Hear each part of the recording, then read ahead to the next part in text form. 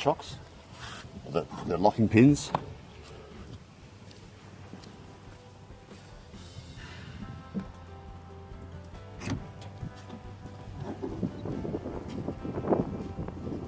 Make sure you leave one door open, otherwise there's a massive amount of suction when you pull the slide out. And then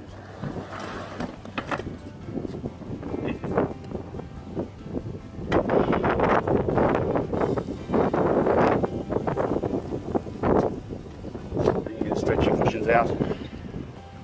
You can lock it back into position. Set your bed up in your way. With the door locks, a few little tricks. Inside, when you put the bolt like so, that locks you in, so no one from outside can actually get in. To unlock, just pull that bolt and you can hop out. When you're locking the door from the outside, make sure that bolt is fully out. Close the door like so. When you lock it, it has to be at 90 degrees.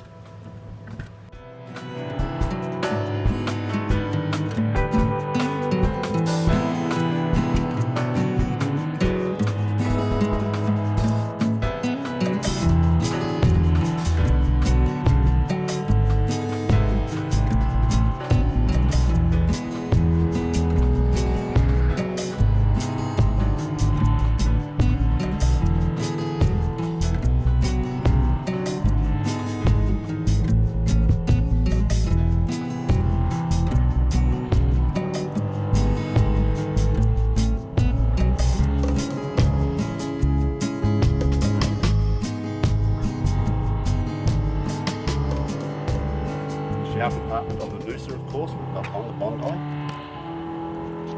So what you have is your toilet, you pop up your little change room, pull your toilet out, put it there. With your shower, all the instructions come with it on how to use the shower. There's a gas bottle in the back, you have your hot water outlet, you hook your shower up into your cubicle. If you need to take the shower out for any purpose, there's two hold down bolts here, you undo those bolts and you can take the whole shower unit out.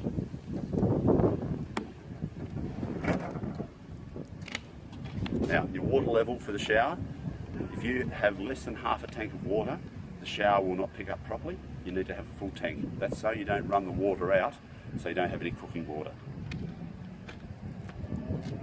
Now your water filler, just a simple hose it straight into there. Once the tank is full, your overflow will pour water out onto the ground, so you know when your tank is full. Close that up. You've got a water drain plug, so if you're not using the camper for a while, you reach under here and you can fill your drain plug. You undo that, drain all your water out so you can flush your tank when you finish your camping. Your gas area. So what you have here is your drain plug.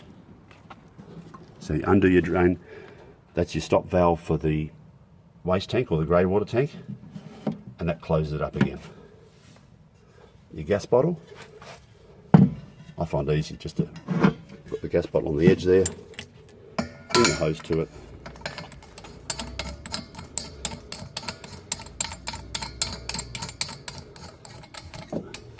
tighten it up by hand, and just slide into position.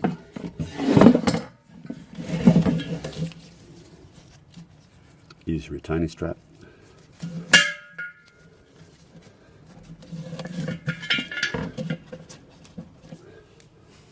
And that's it. Now make sure your gas is turned off when you're travelling. That's in case there's a fire or you have an accident, and then the fire brigade can actually take your gas bottle out and not have to worry that it's actually turned on.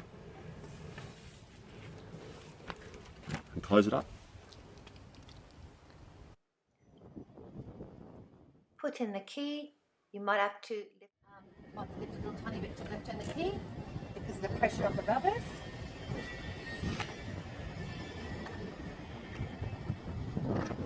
Have to turn it the other way, that helps. And then simply lift.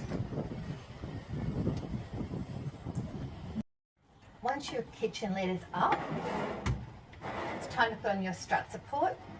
This is our own invention. It just gives you that extra bit of safety in case there's a gust of wind or someone grabs the kitchen lid and tries to close it while you're in it. So just put that on one of the struts, that stays in place. While we're in the kitchen, we'll demonstrate the Noosa main drawer. So this is a very heavy drawer, and to keep that from moving in when you're traveling, has a locking mechanism, a slide bolt. Just give it a bit of push and it comes out easily. So push it a bit harder. And that normally has your cooler or your fridge, quite a heavy drawer. And then when you're traveling, again, same thing, a bit of a little push, and that should go in quite easily. Cooktop is here in both Bondi and Noosa models. Just sort of pull it out. As a safety mechanism, there's a catch here, a slide bolt that needs to be in place. That stops it from moving once it's set up. We've also, with your cooktop, you also have our mini guard that's stainless steel, being made especially for the cooktop. Simply unfolds and goes into place. You must use it every time you cook to protect your camper and as a safety device. With your cooktop also comes a small pot support. So always use that with smaller pots. It means it's a stable cooking surface. And use this as well, which is a diffuser that stops the flames from licking around the side of a small pot or coffee pot. Protects your hands, protects the appliances, and it's all for safety. So that should be used each time with a small appliance. Your cooktop, your gas is turned on at the bottle. Just simply hold the switch down, it'll ignite automatically. Keep in mind that the reason we have that little bolt in here in place is part of a safety switch. So if the wind were to blow out your flame at any time, your gas automatically cuts off. That's so there's no gas cloud here. It's for your own safety. It will be up to 5 minutes before you can turn the gas back on again. Also, when you've finished cooking, make sure it's all clean. You don't want to push a greasy cooktop inside. Make sure it's all cooled down, including the guard. Simply pick up the guard, fold it in half. It has its own little place, like everything in Gidget. It slides in there. And then you just simply unlock this little bolt. If that were unlocked and I tried to use the cooktop, the gas wouldn't ignite because it's part of the safety device is a catch inside we've invented so that the cooktop's not locked in place, it won't ignite. Simply push it away once it's finished. Now, another thing in the kitchen that is great to have is our pumped water, pressurized water. Simply turn on the pump. See there? As soon as I put that handle down, it goes off. I can tell how much water is in the water tank by pushing that button here. That's the water gauge. I've got 3/4 of a tank. There's 3 green lights. If there was 4, that would be full. If there's a red light at the bottom, that means it's empty. So obviously don't leave any water in your sink while you're traveling. Put the nose down, close the lid. Always turn your water pump off when you're not using it. It saves your power and it saves the pump priming. Electrics. So what we have here is all your controls. There you have your 12-volt plug. Then you have your USB chargers. This is your auxiliary power for your stereo and your TV. Your water pump. And your lights for in the cabin. Then you have your water meter, your voltmeter, which shows the condition of the battery, and then your aerial plug, which plugs into your internal aerial, but you can take that out and plug into your external aerial. For the rotating TV, you unlock and turn the TV. TV on the inside.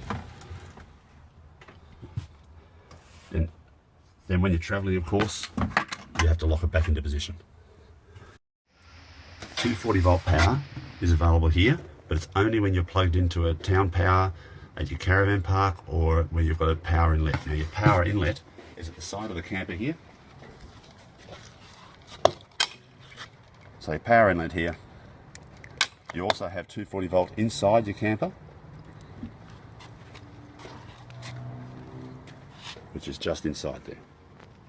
Okay, so you got your 240 volt power. This power point is to your battery charger, which is underneath in the power area. You've also still got your 12 volt and your USB chargers there, your internal lights and your outside lights. And right at the top here, you have your isolation switch for your 240 volts. So if you have a power failure or you have something happen at the campsite you're at, that will protect your camper and it breaks the circuit.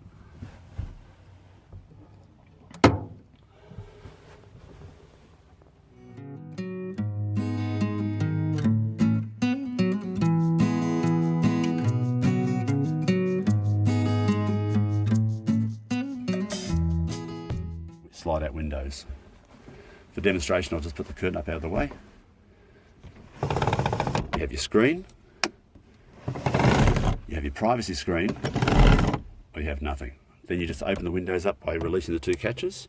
When you push it out, push it to the first click, do it slowly so it catches, second click, and fully open. To release it, just push it up again, and it swings back into position.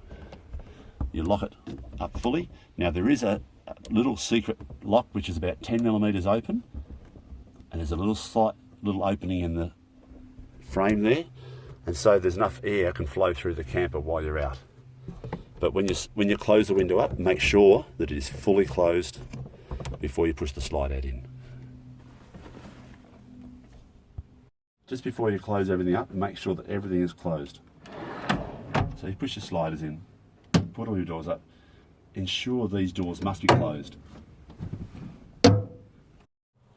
So to close the slide out, pull this lock up and turn it to the in position. Closing up, put all the bedding back into the slide out.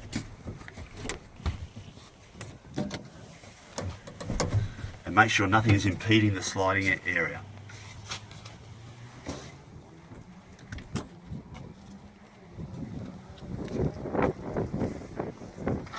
And one quick push at the start. Then you close the pins into the lock position on both sides. Close your doors up.